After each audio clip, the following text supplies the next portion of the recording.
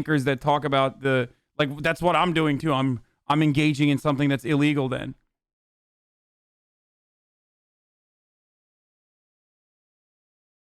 Back 9 months, to the SEC using its trading and suspension authority very vigorously. I was short selling a pump and dump. What these guys are doing is not a pump and dump. What is happening currently is just people on their own volition getting together and recognizing a flaw caused by overshorting, right?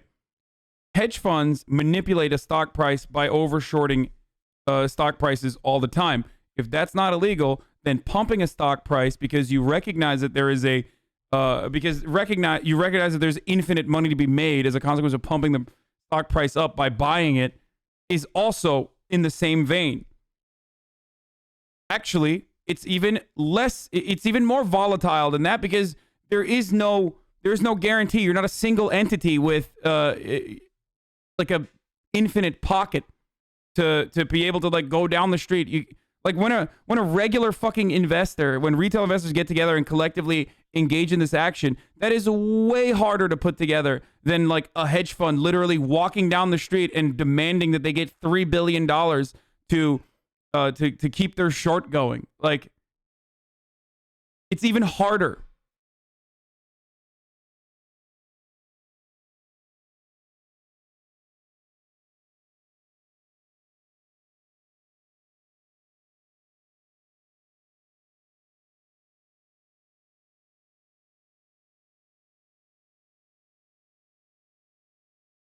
Anyway, this is the last one we're going to do. With stock manipulations involving COVID-19 solutions. The SEC brought 35 to 40 trading suspensions back, last year. This is a different phenomenon, but we also have a lot of new entrants into the market who seem to be wanting to impact the market for different reasons. And while our focus is on GameStop, we're already seeing this occurring with other securities. And it comes back to the fundamental question of, to your point, is there manipulation? That will be the focus of an SEC investigation, but we won't know the results of that for a year to 18 months. And meanwhile, we have, because of the ability to access information, to communicate so freely and so quickly and impact the market, I think we really are, that is why the SEC needs to move quickly to make a statement. And to me, again, it's not a lobbying, it's really just my opinion, is a trading suspension to accomplish. Let's make sure there is full and fair information in the. A non-CNBC appearance was canceled due to the Robinhood CEO coming on. Oh shit, that's awesome. Okay, we'll look at that. We'll come back to that in a little bit. Marketplace about this issuer that's informing the decisions that is within the SEC's administrative. It's not enforcement, administrative authority. Okay, there's an update on the AOC thing, and I am out of the loop just as much as you guys are. I'm just as informed as you guys are. AOC is going to be on with Chamath, the CEO dude that we saw, the ANCAP CEO dude that we heard about yesterday, or that we watched own on CNBC, and with the stock guy as well to offer some updates and insight. Might be more to come. I don't know why she did the stock guy dirty by not fucking adding him, but that's great news. I'm not going to be on with them. I'm letting you guys know. Is it 8:30 p.m. Eastern? I guess that's her time zone. He got shadow banned? Wait, what? Why did he get shadow banned? So ironic to see business networks claiming this is manipulation when they regularly host hedge fund execs who push kill stocks after opening positions to profit from these movements. Yeah. Are we going to be watching it though? Yeah, I'll definitely watch it. 100%. Cuck by stocks? I mean, it's not my fucking specialty. It makes sense. It's not my like it's not my area of expertise at all.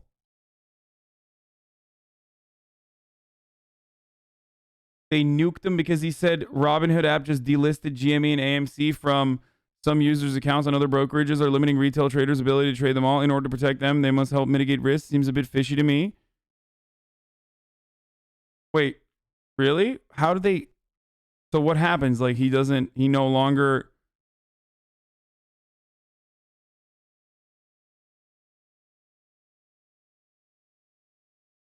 you please show Shamat's investment interview from yesterday? No.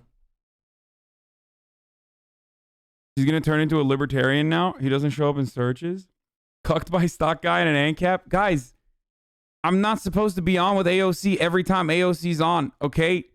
Like, it doesn't work that way, all right? Chill out.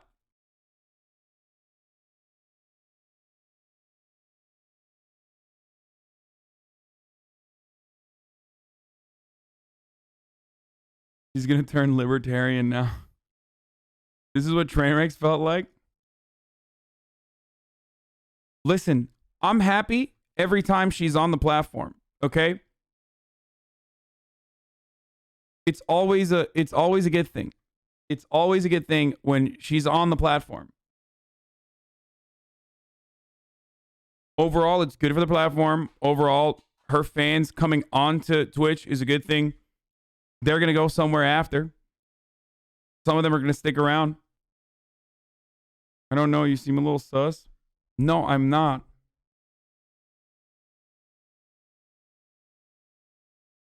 Now you know what XUC felt like when AOC played Among Us on Twitch? Hey, remember when I also made sure that XUC played with AOC the next time he played? And also, secondly, this is a political person. Like, that's entirely different. The argument would be if, like, I was playing Overwatch with, I don't know, other fucking Overwatch pros and shit, and like one of XQC's favorite celebrities, and then we were like, XQC, you can't come on or some shit.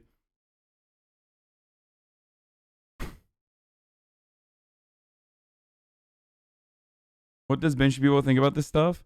I don't know. I know that Ben Shabibo, yeah, I know chat's going to be extremely fucking triggeringly, incredibly annoying about this, and weird too, making it a constant reminder that I have an audience full of fucking 12-year-olds. But what was I gonna say? There was another thing I was gonna. Oh shit! First of all, it's top of the hour every hour. It's time for a 6-second ad break right now, ladies and gentlemen. If you want to no longer would like to see ads, all you need to do is subscribe. You can do it for $5, or you could do it for free with a Twitch Prime. Anyway, anne, yemeğe 4 gibi verir misin? Okay, Saul. From what I understand, Ben Shapiro was originally saying that, like, this is like gambling or something. I think he took like an anti-position or something. Against it, and is now for it. I don't know. I haven't really seen what fucking Ben Shapiro has said, really, but let's take a look. Maybe he has something to say. He usually has a good eye for these sorts of things. He said his wife is a doctor. Okay. Oh shit, I forgot to run the ad. Yeah, top of the hour, every hour, 6-second ad break. Here's the ad, folks. I literally found Twitch through AOC being on. There you go. Exactly.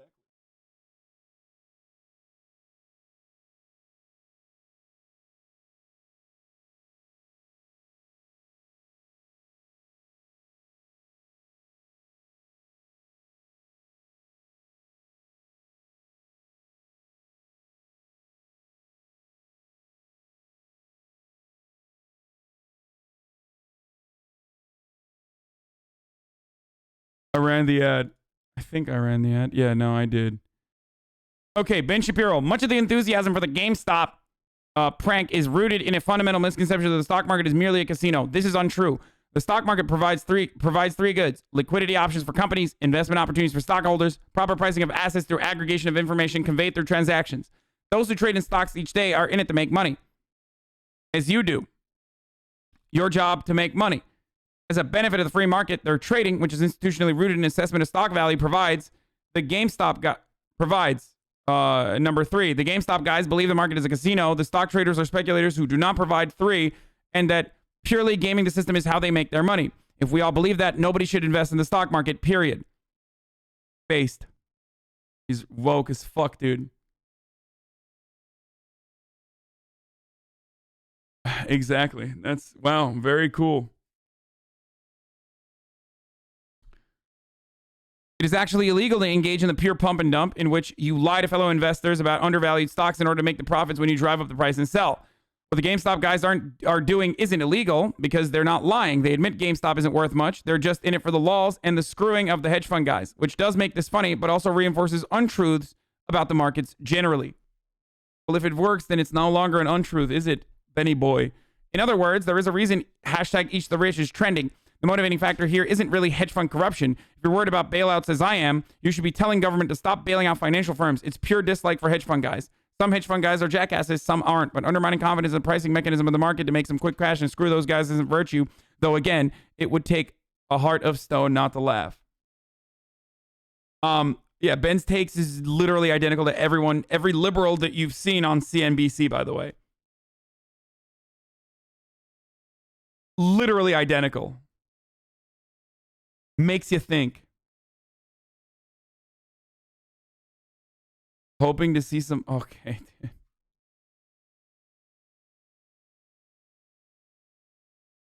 Robinhood encourages crypto trading and use GameStop as a protection from volatility. Mark Cuban was on? Oh my God, what does he have to say about Mark this? Cuban says that he's actually a big fan of what's playing out between... Of course he is, dude. This is basically the greatest opportunity for guys like Chamath and guys like fucking Mark Cuban to come out and be on the side of the people, okay? Elon Musk as well. They love this sort of shit, okay? They love this sort of shit because, one, they're CEOs themselves. It's not like they're fucking, like, they hate it when they get shorted, so they might have a personal vendetta against people who are shorting their companies, right? Like Elon Musk is. And then this is a great opportunity to accrue some social capital by saying, I'm one of the good billionaires. I'm with the side of the fucking dudes who are destroying hedge funds. Fuck yeah. He's just like us. So, of course, Mark Cuban's going to do that.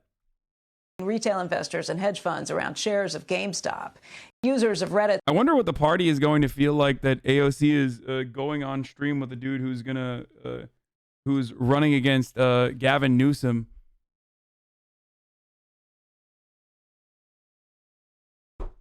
Like the Democratic Party itself. I don't know. Maybe they don't give a shit. Hopefully they don't give a shit. Why is AOC having Chamath? She's literally platforming the opposition. I don't know. Maybe she'll be aggressive. Who knows? I said this before, though. I said this yesterday when I was talking about him as well. Like, he strikes me as a Andrew Yang type of person. You know what I mean? Who loves capitalism, obviously, but is well-intentioned overall.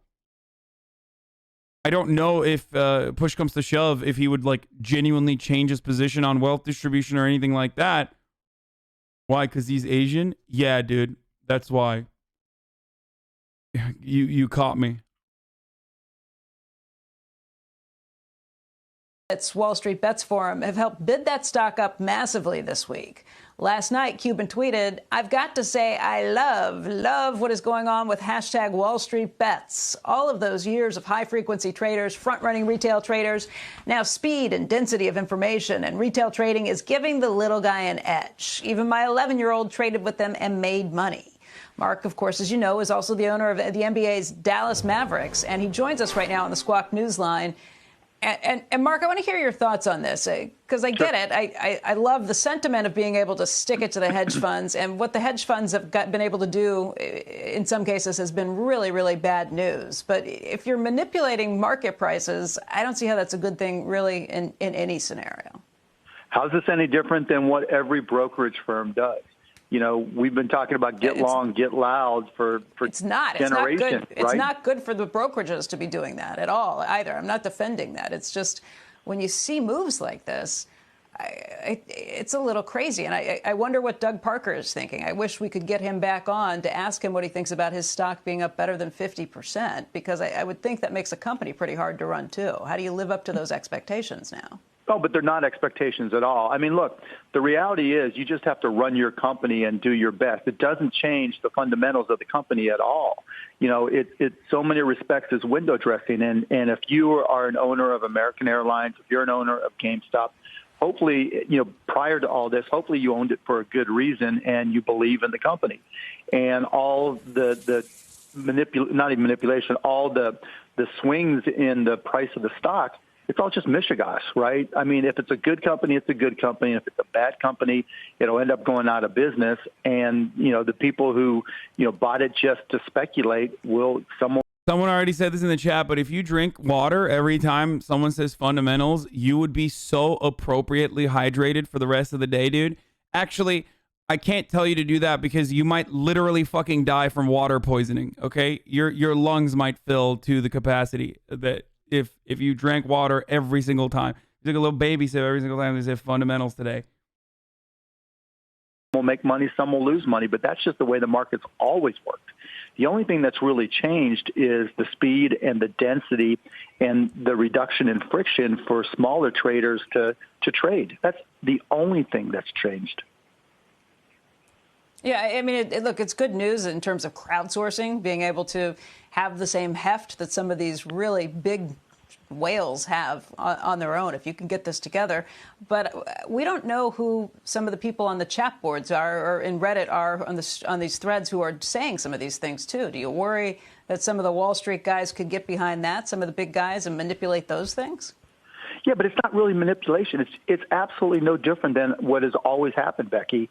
It's just these folks are picking things where, heavily shorted stocks. They'll go to low float stocks because they know they can flex and show off, and let people see what's going on. But look at it the other way. What if they go after companies that are really good or maybe smaller companies that are have a great social mission and get people not just to buy them in mass and quickly so the stock price skyrockets, but also to hold on to them or, in cryptocurrency terms, hodl them so that, that company really can grow based off of the valuation of that stock. So I think now it's just a flex. They pick the right place to show off with these heavily shorted stocks. And, hopefully they'll go to good companies too and help them grow. And we'll see a positive side of this that hopefully will have long-lasting effects. Look, I think one thing this definitely does is shines a light on some of the behavior that regulators really should step in and take a look at. Some of the behavior by the hedge funds. If you're able to short more than 100% of a stock, if you don't have to disclose your shorts ever, if you can do one thing and say one thing and do another, I think that there could be a call for additional regulation coming on that. What are your thoughts there? Well, I mean, if you're misleading, right? If you're pumping and dumping to the upside, or if you're shorting and misleading people to the downside, yes, that's obviously something the regulators. Yeah, but at the heart of both, at the heart of it, there is speculation.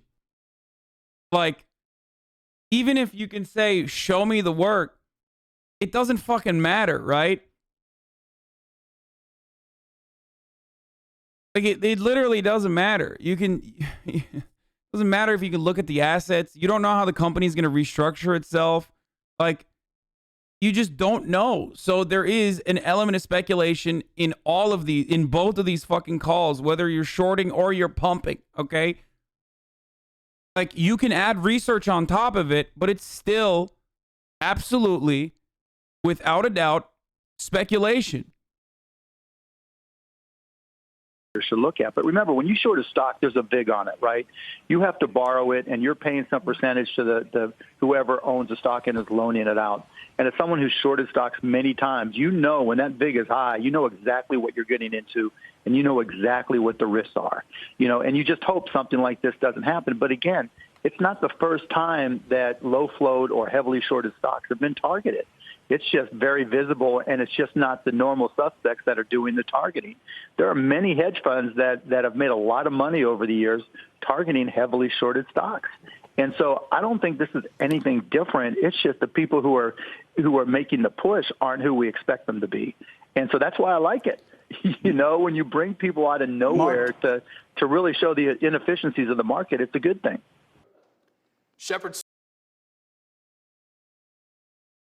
Motherfucking Shepard Smith, baby.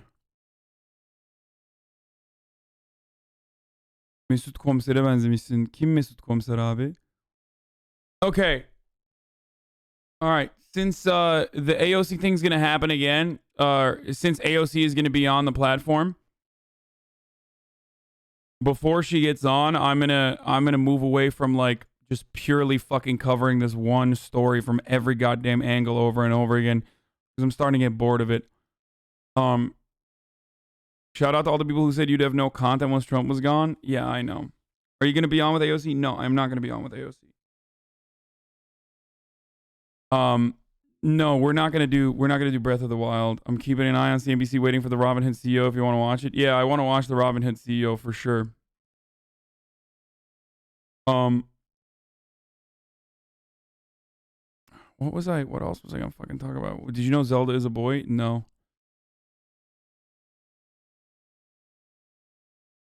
No. I'm not going to play games yet. I'm just going to move on to some other fucking reaction stuff for now.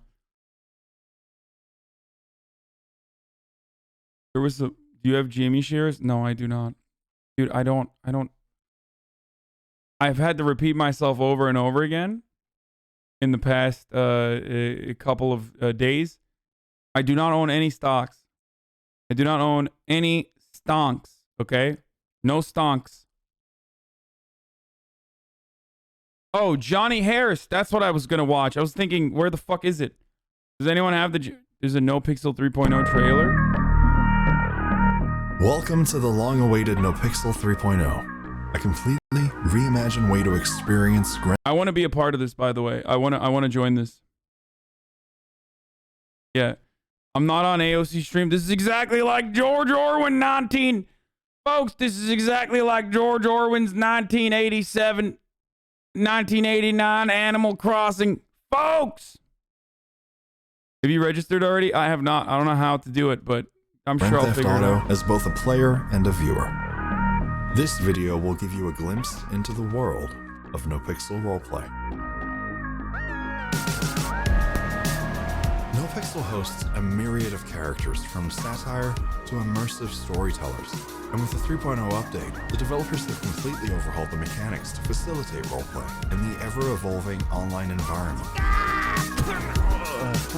In RP, your favorite streamers and players will create a character by giving traits, strengths, and weaknesses, whilst finding their way through San Andreas. Hello. At the core of roleplay is interaction. Every player will guide their character naturally to progress in the world, and along the way will have to converse, trade, and plunder, with or against other characters. Hands up, bitch. No? Right out of the gate, you will have endless opportunities to earn and spend cash with new activities, from making an honest living in sanitation to taking on new heists with your crew. The civilian and criminal world are perpetually intertwined. As a criminal, you'll rely on civilians for access to resources, services, and cleaning your dirty money. But not so fast. There are consequences to your actions in RP. No Pixel is manned by a police force with real players, complete with brand new tools to keep you behind bars, such as a new dispatch system, MDW, vehicles, and a fully functional department building. Oh my You have god. to play it smart to keep yourself out of the justice system. Not so lucky? Call yourself a lawyer, contend with the DOJ, and cut your time down with the Department of Corrections. As a civilian, the options are endless. Become a driving instructor, a salesman, a mechanic, impound employee, report the news, or entertain at a strip club, to name a few. But you're not just locked to the The only problem with like No Pixel RP, from what I've seen in comparison to the only experience I have with RP, which is around Rust, is that you can't, like, I mean, I guess it's a benefit because there's no like super fucking try hard material gathering and shit like that you need to do. So you're immediately dropped into a scenario where you can be your best self as a character, but you can't like build buildings and shit. You know what I mean? RP is so much better than Rust. Every single arrested person in this trailer has been black. Yikes. Dude.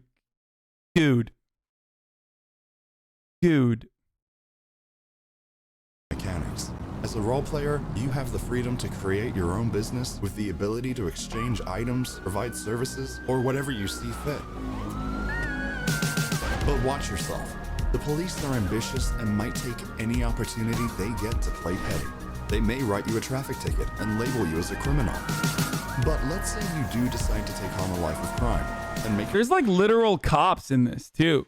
There's a dude who's like a cop IRL who fucking role plays and like teaches other people how to be cops in the game. And not only that, but the irony is, and this is real, the amount of training required, I think, isn't the amount of training required in this, like, what the fuck was it? Like as long or only like half as long as the amount of training it requires you to be a fucking cop in real life?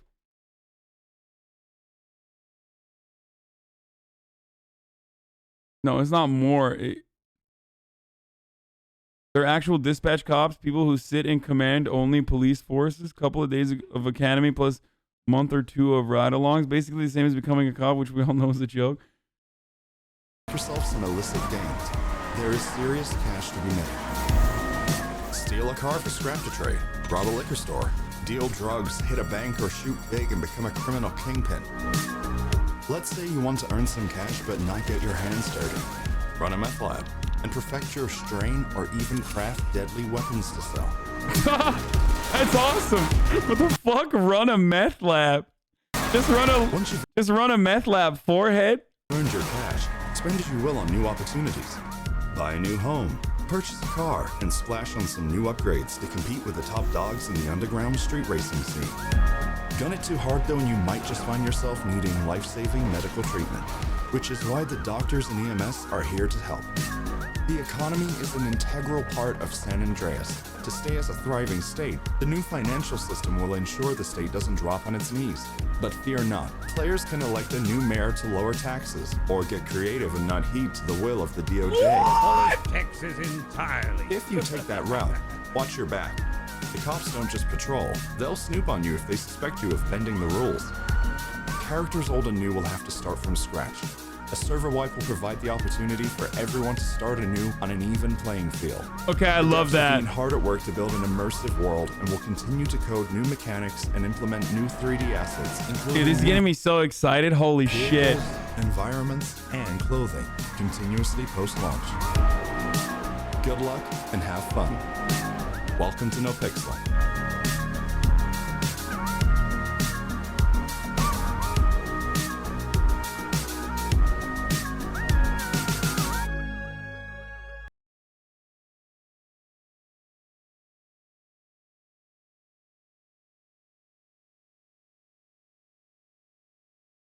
Damn.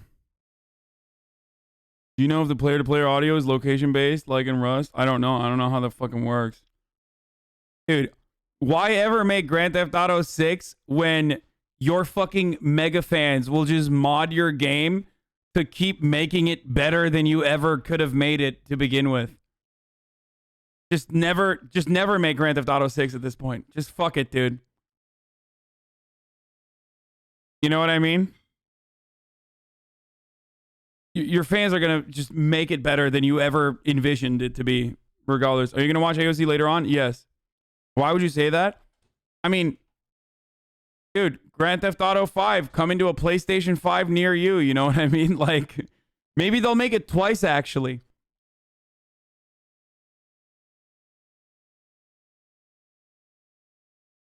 Biden tweeted on Wall Street? No, Bernie did. The business model of Wall Street is fraud. I mean, it is. Also, are you kidding me? I want it. I want Grand Theft Auto 6 more than anything else. Yeah, Grand Theft Auto 5 was only good because of RP modding. No, dumbass. That's not what I'm saying. Why are you so fucking stupid?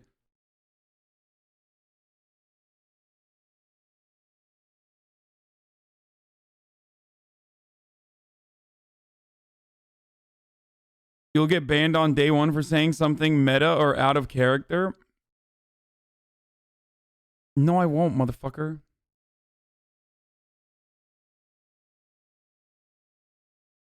You know I take fucking RP seriously, dude. You know I've like yeah, I'm not, you know, I'm not the best, but I did pretty good. I think I did pretty good. You couldn't even keep your accent in Rust for like 2 days.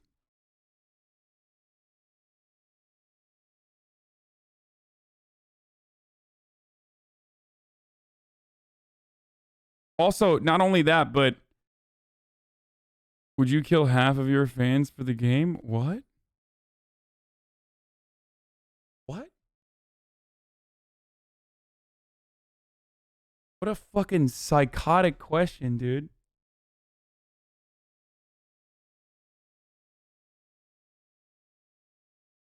What a psychotic question that was. Anyway. Don't listen to chat. You'll do great. Is Will going to join? Probably, dude. Yeah, of course.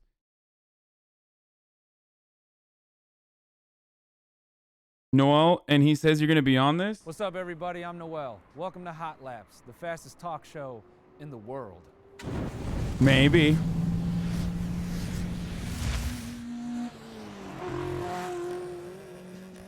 What's up, everybody?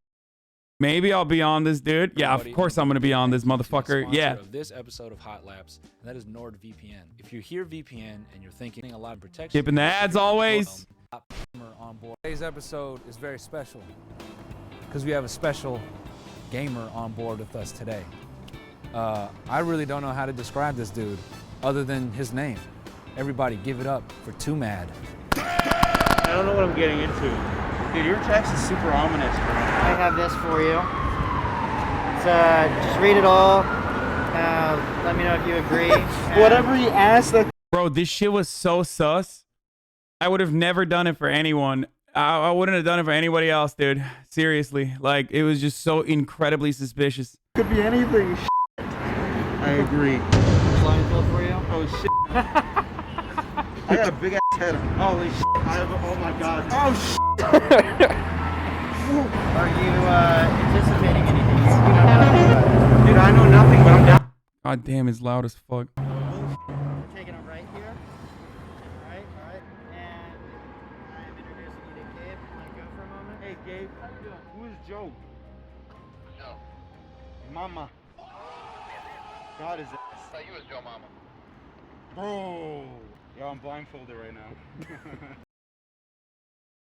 Anyway, okay, get the extension sponsor, block it, auto skips ads for you. No, I'm not gonna watch this right now, but yeah, it's good, it's fun, yeah, and I'm gonna be on it as well. All right, okay. So we talked about the GTA No Pixel. Very excited to be on it. I haven't like done anything to be on it, but I think I'm tight with the RP boys. I'm sure they'll help me get on it, and that'll be a really fun time, especially because I loved doing RP. It was so much fucking fun, dude. You haven't asked and it's a week out. Who am I supposed to hit up for it?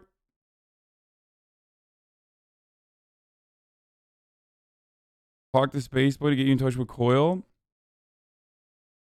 Make sure to ask, dude.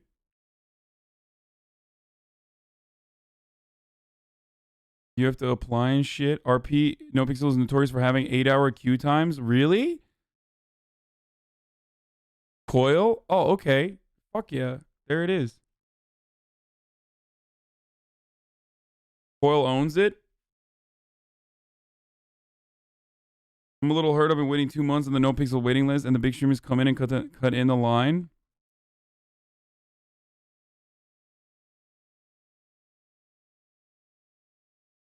You'll get in. Prio, big streamer. Talk to Coil.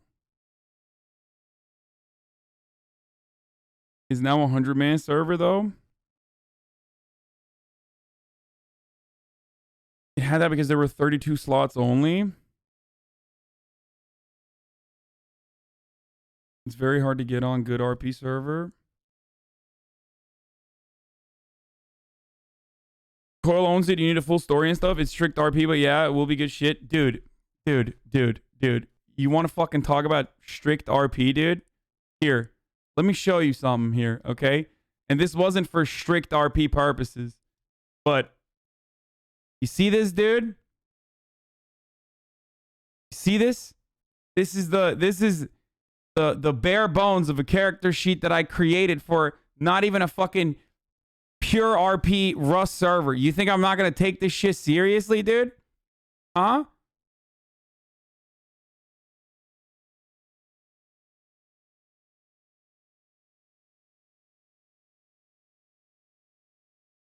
Your problem with RP is that you can't let go of your real life morals? Yeah, so that won't get you accepted. Dozens of people write pages.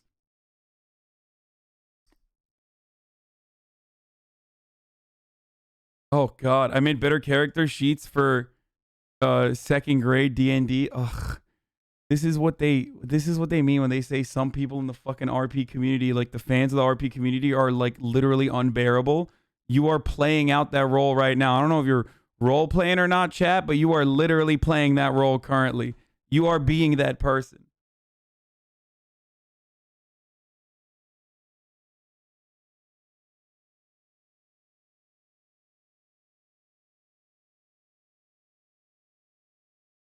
Did you actually use it besides the first day you wrote it? Yes. Literally all the time.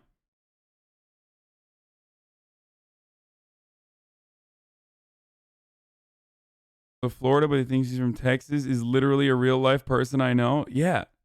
Everything I wrote is a real life person. Is from a real life person.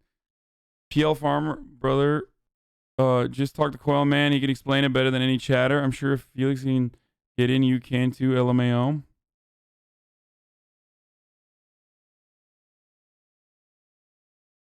I love to RP as a gatekeeper, to be honest. Yeah, no, that's what chat is the number one fucking RPer of gatekeepers, dude. You're acting like you already your RP was great, man. Spaceboy even liked it. Don't take shit from dumbass chatters. I mean, I'm self-conscious. So I'm self-conscious about it. So and I want to do a different character for it. Maybe still off of like Hank Pecker, but I don't know. I'm thinking about it. RP frogs will infest the community. A new faction will be created. The RPers, and they're worse than the other two. It'll be fine. All right. Let's welcome Johnny Harris into our homes, boys.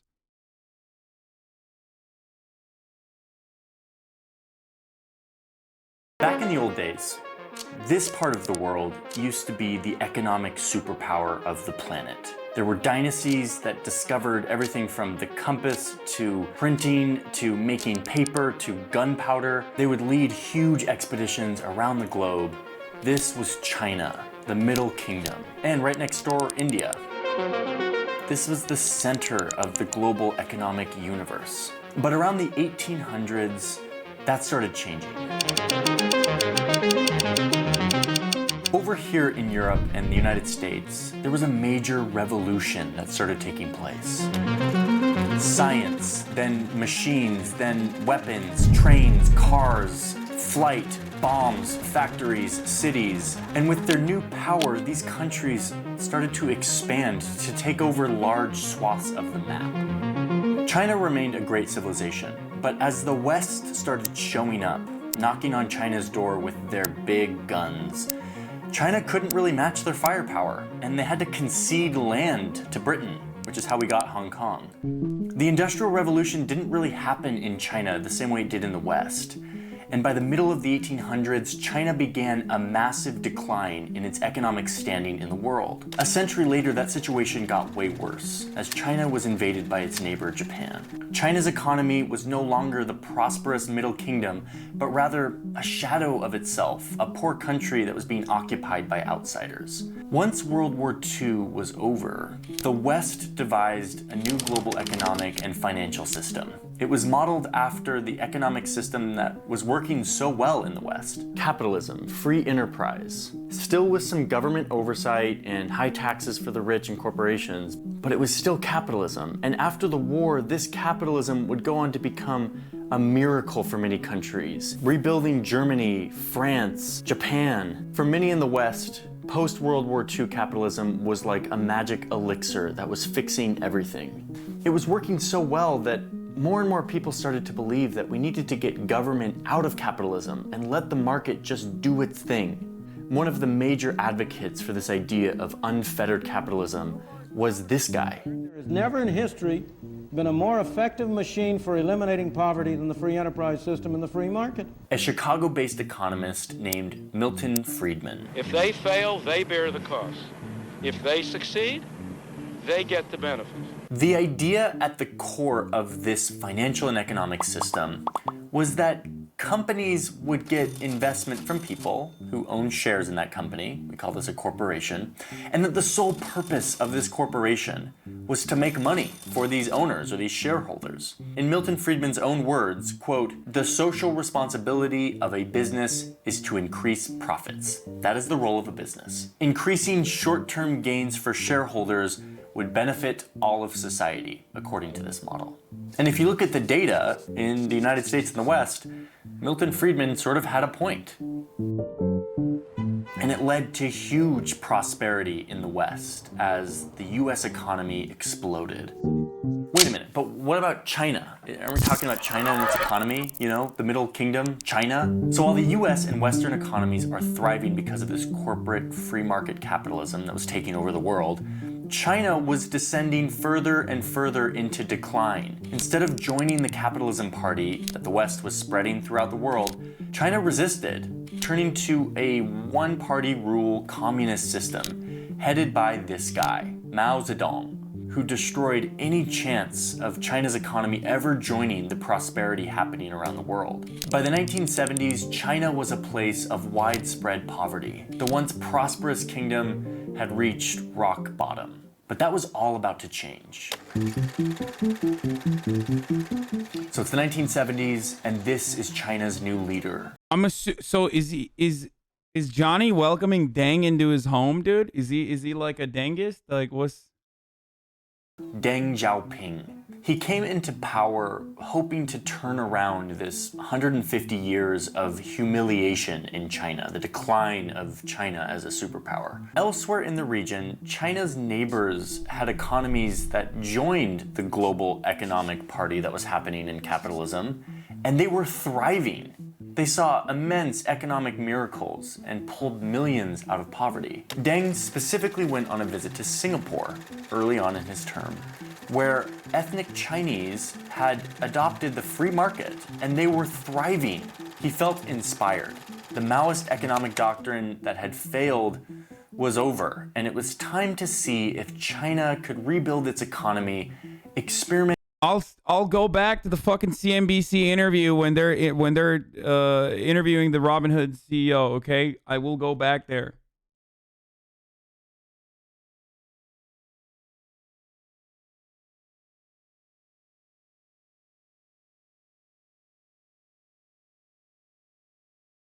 Experimenting with some version of capitalism. But he had to do this carefully so as not to disrupt the one-party rule that China had created. So he decided to just focus on one little village, a sleepy village in southern China of just around 30,000 people, right across the border from the British-controlled Hong Kong, which at the time was thriving because of its hardcore capitalistic economy. Deng Xiaoping designated this little town as, quote, a special economic zone, where foreign companies could set up and invest in a very capitalistic free market.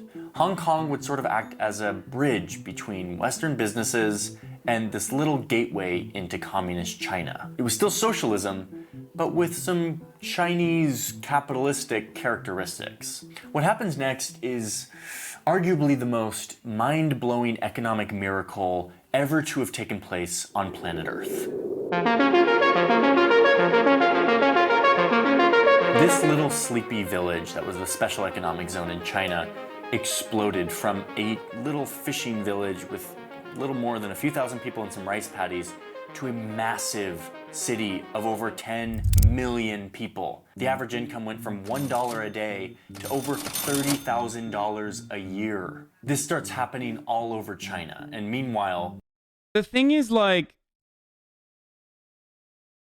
the thing that I don't understand, whenever people talk about like foreign capital coming in and how they say like it's a product of capitalism, that foreign capital came in, or that capitalism uplifted China.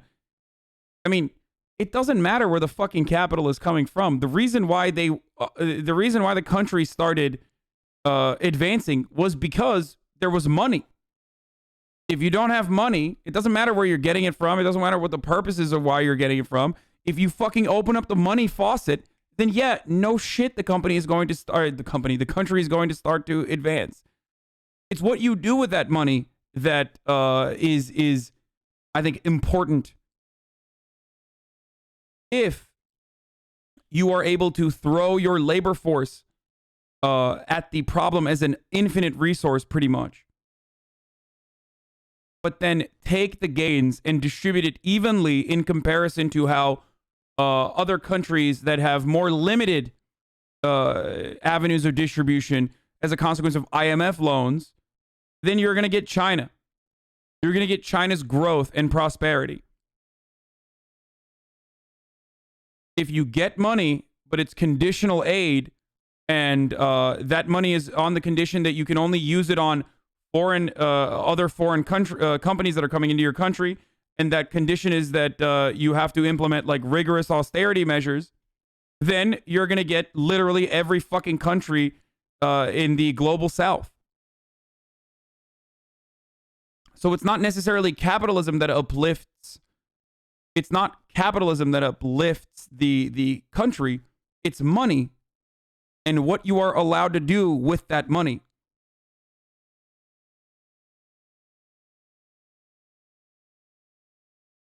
You get it?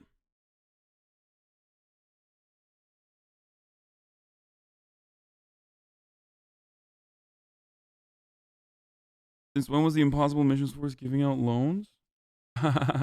You're 100% correct. Problem is the CCP does not do anything of what you're talking about.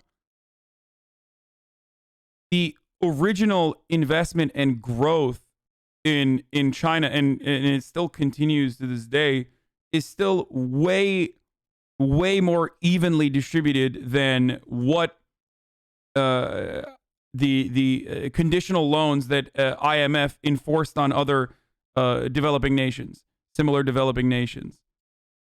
That's the big difference.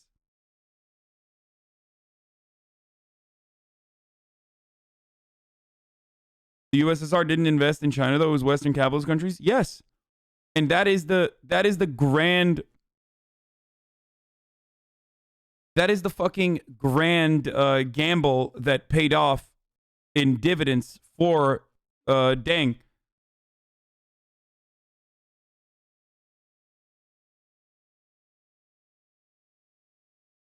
You clearly never visited.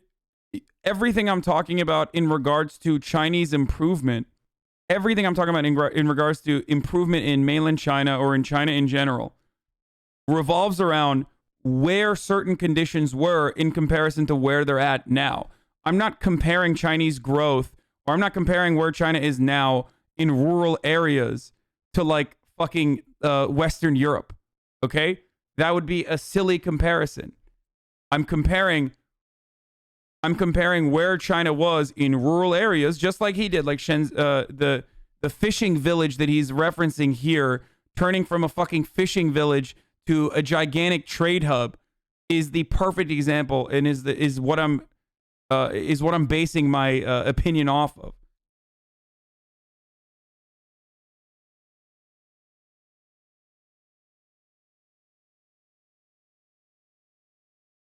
Why does it seem so difficult to say China has good things with their economy and growth? Western liberals seem to ignore the social programs that have proven success in China because it's a foreign adversary, and every single person that lives in the West still believes in Western supremacy, whether they like to admit it or not, and they see China as like the unknown factor, another world superpower that is engaging in, I guess not engaging in, but like they're actively trying to become a hegemonic global superpower. And they are very successful in that. So, of course, people are still reasonably suspicious or have a fear of the unknown. That's what it is. And there's also very legitimate criticisms that you can launch against that global superpower.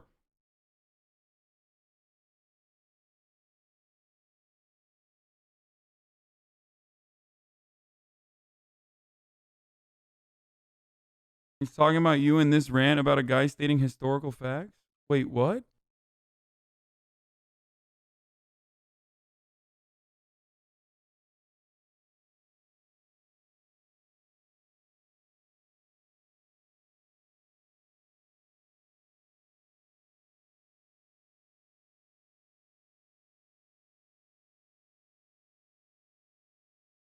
China's committing human rights crimes. They're harvesting organs from prisoners. We have work camps. Why should we have what? That would be like praising the Nazis for giving people free Volkswagens.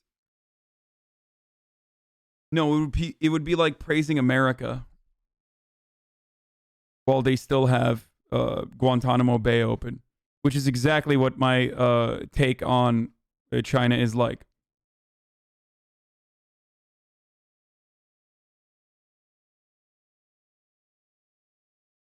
Similar to America.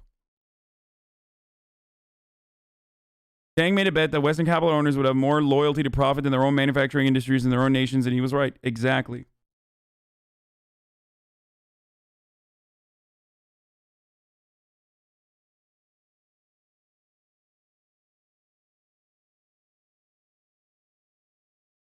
Here, Robinhood's live. Do you even know what the CCP do and atrocities they commit? Yes, I'm familiar with some of the atrocities. No, you are right. This point in the story is a perfect storm of unskilled labor and limitless cheap labor in mainland China. Hong Kong might as well have been on the other side of the planet. Their problem today is that unskilled labor is their boomer generation, and the majority lower middle class isn't going to do those jobs. Look at the made in labels, China over Vietnam in the next 10 years.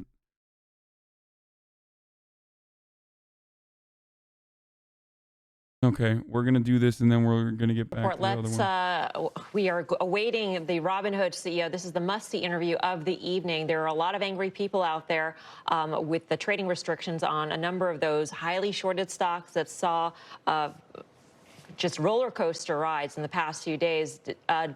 Let's go straight to CNBC's Andrew Ross Sorkin, who has the Robinhood CEO right now. Andrew. Melissa, thank you so very, very much. I want to bring in the CEO of Robinhood. Vlad Atenev is with us right now, and we appreciate you joining us on a day where there are so many questions. And as Melissa just said, there are, frankly, as you know, a lot of angry customers out there and a lot of questions about what took place and the decisions that you made to limit so many of your customers' ability to buy stocks like GameStop. Questions about whether you have a liquidity problem, whether you're trying to protect them from themselves, whether Citadel did this. Explain what happened today. Thank you for having me on the show again, Andrew. So what happened today was, as you pointed out, we had to make a very difficult decision. It's been a challenging day. We made the decision in the morning to limit the buying of about 13 securities on our platform. So to be clear, customers could still sell He's got that leftist those mic. securities if they had positions in them. And they could also trade in the thousands of other securities on our platform. So it was a difficult decision. And that's what we had to do as part of normal operations. But explain then, why did you do this? Did the SEC call you and tell you you had to do this? Was there a problem inside the company in terms of liquidity, in terms of the amount of deposits that you had to put it in front to the exchanges? What led to this? Sure, and let me explain exactly how this works. First of all, I want to address some of the misinformation that's been out there, because there's a lot of it. We absolutely did not do this at the direction of any market maker or hedge fund or anyone we route to or other market participants. The reason we did it was because Robinhood is a brokerage firm. We have lots of financial requirements, including SEC net capital requirements and clearinghouse deposits. So that's money that we have to deposit at various clearinghouses. So some of these requirements fluctuate quite a bit based on volatility in the markets. And they can be substantial in the current environment where there's a lot of volatility and a lot of concentrated activity in these names that have been going viral on social media. So we're really in unprecedented times. And in order to protect the firm and protect our customers, we had to limit buying in these stocks. And to be absolutely clear, Go ahead. But it sounds to me, though, that you're suggesting that there was a liquidity problem inside the firm. And my question about that then raises all sorts of new questions about whether there's a systemic issue underneath the system and underneath the company unto itself. No, there was no liquidity problem. And to be clear, this was done preemptively. So we did this proactively, and thousands of other securities remain tradable on the platform. Customers that held these positions were able to sell them. And we're doing what we can to allow buying and to remove these restrictions in the morning. But also, you might have seen Robinhood has been the #1 app in the App Store overall. So we have seen unprecedented interest due to the fact that finance has been culturally relevant in a way that hasn't been before, and these stocks are going viral on social media. And I think it's really interesting to juxtapose against some of the other questions that we've been having before this. Of course, Robinhood stands for everyday investors. From the very beginning, we have stood for investors, opening up access and giving them the ability to trade commission-free in whatever they want. And we've gotten a lot of criticism that, maybe there should be more restrictions. So it pains us to have had to impose these restrictions, and we're going to do what we can to enable trading in these stocks as soon as we can. But what do you tell the Robinhood investor who says, look at the screen, I'm losing money, you are not allowing me to buy this, and by the way, I'm going to have to sell it for less money because of what you did? Well, to be clear, we're not allowing people to buy it, but they can sell positions that they have. And, I feel a little bit...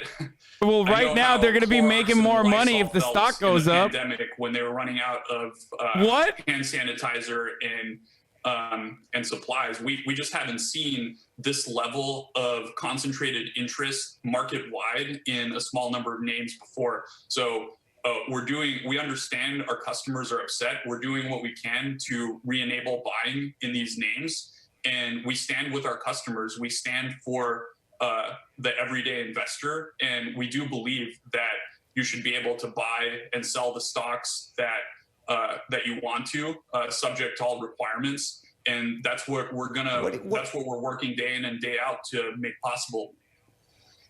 What do you say to the customer who says, look, maybe I shouldn't be on Robinhood anymore? If they're going to shut me out right when I need to be on the service, maybe I should go to an alternative service. Look, we realize customers are upset with this.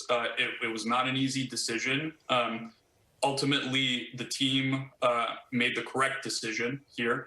So what we can do is move forward, focus on giving customers the most stable and reliable platform going forward.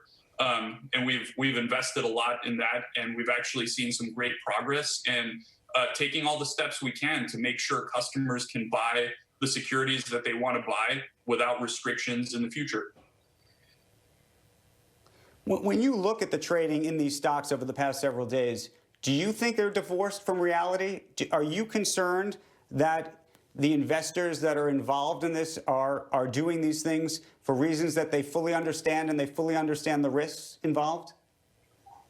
Look, I'm obviously a big believer in more education. I want to make sure that we give customers all the tools and educational resources that we could possibly give them.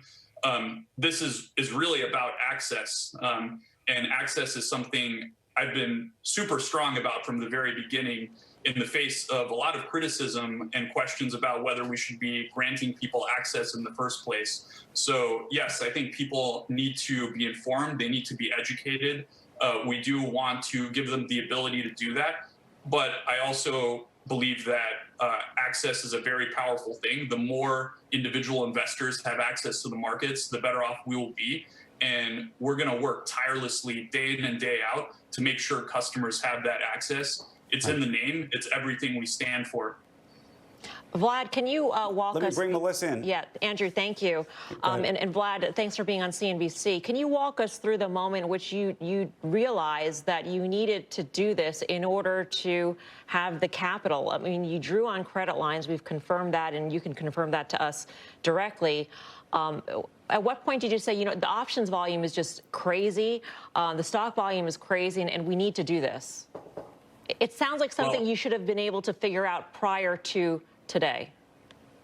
Well, it's interesting because I don't remember a time in the past where social media and the financial system have intersected in such a direct way. So things can go viral on social media, and that can lead to virality in the financial markets. Like I mentioned before, Robinhood's been #1 on the App Store for the last several days.